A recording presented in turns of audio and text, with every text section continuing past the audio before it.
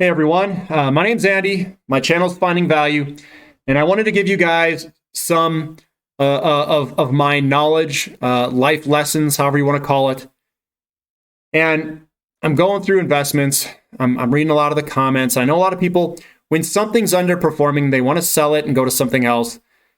And that's not what I do. What I do is I continue to accumulate under a plan or a strategy.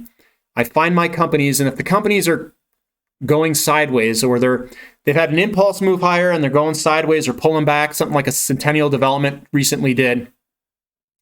What I do is I actually accumulate those. I don't sell them. I buy them. Even on like MCF on the pullback, I bought a little bit more in that. So I'm a buyer on the pullbacks. I'm not a seller. And the way that you make lots of money is by doing nothing. You don't buy. You don't sell, you don't do anything. And I mean, you can buy, you can cost average in, but I don't sell my stuff. I kind of just, you can put some things into a free ride if you see another opportunity that's better. So you let's say you've got a 200 or 300% gain in something. You sell your original amount. Maybe it's like a fourth or something of that position size. And then I put that a fourth into something that I think might be a better opportunity, but I let the profits ride in it. So the way that you make lots of money, most of the time you do nothing. You don't touch your investments. You can look at them, but you don't want to be trading in and out. I got that wrong the first time. If you guys are trading in and out, I would look at a different approach. That's just me. I make far more money not trading in and out and not trying to time this stuff. I time my buys as best I can, and then I hold on. I do nothing. So we'll go through here. This is the do nothing, basically strategy. The importance of doing nothing. Impatience, doing actions, thinking that you are helping yourself by making a change. Most likely you're doing harm to your portfolio. You make money by doing nothing. Get your shares in great companies and deploy money using a strategy, and then do nothing. Impatience and wanting to make lots of changes because a company is in a resting period will cost you profits. At least it has to me in the past.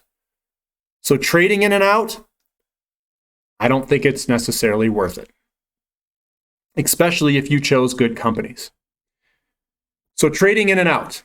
Most claim that they're going to trade in and out of stocks, swing trading, day trading, whatever you want to call it trading. Most likely, you're not going to make as much money doing this. That's what I experienced in the past, and I'm sure that most of you will experience it if you're doing this. Stop going in and out if you want to make big money. You need to understand how to make big money in order to make big money. You need to identify value, identify good companies, and then sit tight when you're in those good companies if the valuations are good and the market conditions are good. If you don't know what I'm talking about for value and market conditions, please see some of my other videos in my playlist. I've got a lot of videos in my playlist. Go binge watch them. They'll teach you a lot of stuff. Diversify your holdings. Allocate 2 to 5% in each position is what I do. Position sizing can limit risk if you lose substantially on a position. Diversify your holdings in different sectors. Smooth out the portfolio ups and downs. You don't have to go all in on one sector.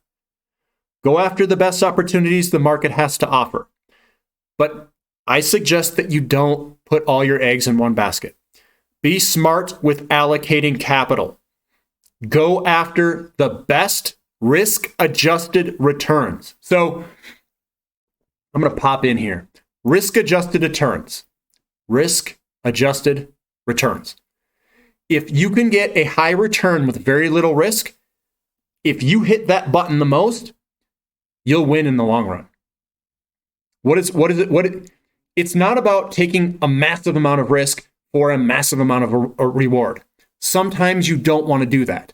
If you have an opportunity where the risk is a lot lower and you can get a ton of returns, they may not be the best of best returns, but if you have low risk, very high returns, I hit that button all the time. One of my examples in that is physical precious metals, super low risk. And you can have pretty good returns. When you start going into mining companies, the risk goes way up, and your returns sometimes can go way up. But if you know that you can get a very good return with almost, teeny little bit of risk in terms of physical precious metals or something like that, hit that button. Hit it a lot.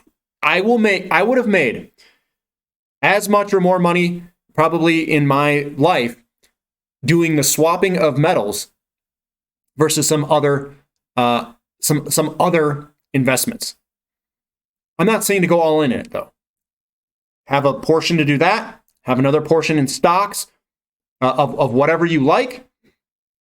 Get your mining companies and commodity companies.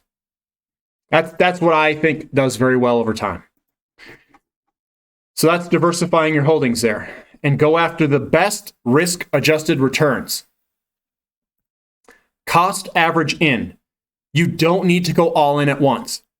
Cost average into positions in small amounts to reduce volatility. If you have a good opportunity with a chart setup, buy it in increments into strength. If that's, that's a strategy. Start a position, buy more on a breakout. You don't need to be 100% of the time invested with 100% of your capital. Buy things when they are down. Don't chase price. And emotions and logic. Become more of a robot and look for companies that are down and are about to break chart patterns. Enter those that look the most boring to you if you're a new investor. And if you're a new investor, buy into strength, not weakness. Don't keep buying if it continues to go down, down, down, down. Wait for a bottom, wait for it to come back up, and buy into that strength. Be emotionless, and oftentimes if you are a new investor, almost do opposite of what your emotions are telling you, because people want to chase price. You want to buy things when they're down, not up. So my recommendation here is let value guide you. Let the ratios guide you. This is the indication of value. It says that money's rotated out of this stock or sector, and eventually it's going to rotate back in. Let the technical analysis guide your purchases. Subscribe to the channel. I do this technical analysis. I talk about ratios. I talk about value. And I talk about a lot of companies. And another important thing is have fun doing this. Don't let fear ruin you. So have fun and don't be fearful. Learn from your mistakes if you make mistakes. So the conclusion here is do nothing to make money. Have a strategy. Allocate money in a 2 to 5% position size. Cost average into positions. Don't let your emotions drive you to do anything. Use value, not price, and technical analysis to find companies and make purchasing decisions on timing.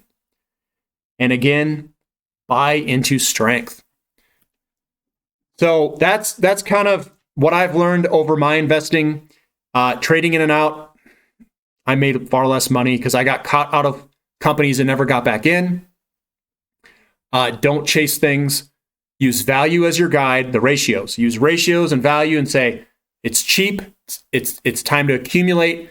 You cost average in over time, and you get a really good, we'll call it a cost average position. When you cost average in, you're going to get a lower price. If something's down and you bought it and it's down 20, 30%, I have a couple examples. I'm down in blue sky uranium. I was down, 20% or something like that, or maybe a little more. And I was like, well, this thing's contracting down. We've got a downtrend break. I'm going to buy a little bit more.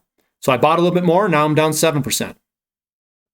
So I'm cost averaging in. And when it reverses and goes and breaks, I'll be happy that I did. So I look at things, I don't chase price higher. I look at things that are down and are contracting, slowing the momentum, coming to a support line or something. I buy it, and then usually it breaks and moves to the upside, hopefully. And if it doesn't break, I'm going to continue to cost average in when it hits another bottom and moves to the upside. So that's my strategy on cost averaging in. I do not chase. I usually buy when everyone else is telling me, why the heck are you buying that? And, years go by. I bought silver in 2018, 2019. I bought before that too, in 2009, 10. Was it? Yeah, 2009. I bought platinum in 2019, 2020. And I'm buying, uranium, oil, all sorts of stuff through 2020. I'm still cost averaging in. And again, I'm cost averaging in for a year or two. I'm looking for the low stuff. If it's bouncing all over the place, I'm taking those lows and just trying to pick off every single low I can. I'm focusing on the value, your ratio, 60 pounds uranium to 1 ounce gold. It was 50 barrels of oil to 1 ounce gold at one point. I was buying the heck out of oil as it was coming back down and buying into strength. Silver was up over 80. Platinum was, I can't remember the platinum to, it was 0.4 ounces of platinum to 1 ounce gold. I mean, that's unheard of. That's a total anomaly. And I'm buying these things under the cost curves. So very low risk, very high reward, and it's going to take time.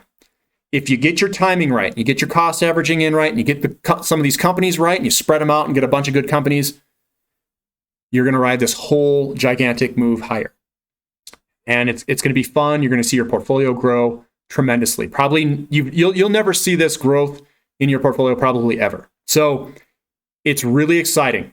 But you have to look at the ratios. You have to know that value, because when you start moving up and you start seeing your portfolio get larger and larger and larger, you need to know what to look at to sell. And what you need to look at are market conditions. Subscribe to the channel. I can help you do this. Market conditions and ratios. When your ratios get expensive and your market conditions start changing, that's when you start to cost average out and move into something else. If you guys like this content, give me a thumbs up. Thank you for listening. This is Finding Value.